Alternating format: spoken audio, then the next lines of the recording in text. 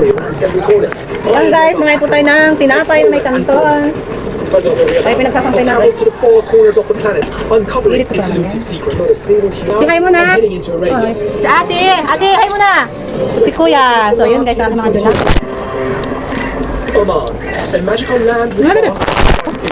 Yun pala, kami dyan. Kaya guys, papakita sa inyo ang ating mga sinampay sa labas. Wait lang. Guys, ang ating sinampay. Hindi pa tayo tapos. Hi guys, ayan, magluluto tayo ng ulam na masarap. So ayan, pipis ko na sa inyo ang ating mga ricado. Let's go! So ayan na po guys, ang ating mga ricadong gulay. Alam niyo naman kung para saan yan. Siyempre, ito siya, ang pinaka. Ayan, ang ating luluto niyan guys, sinigang na baboy. Wow! Yan guys, hindi mo tayo ng talong.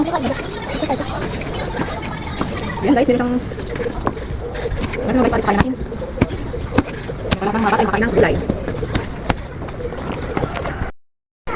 Ayun na guys, tapos na tayo magputol ng kangkong. Magpaano ka ng kangkong? Ano na isa? Gana, i-edit naman yan. Nakain yun. Bukas yung tomato. Yung guys, tapos na konti, kasi sa akin yan ang ulam. Mga dalawang hiwa na lang. At yung iba guys ay lalagay sa rep pang mga luto ng bata sa school.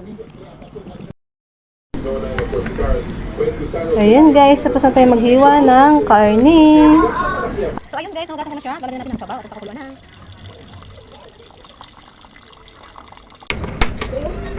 So ayun guys.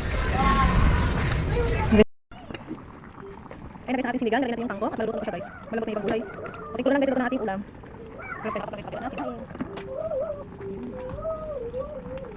Pating kulo lang guys, luto na to. Ayan guys, masarap na siya.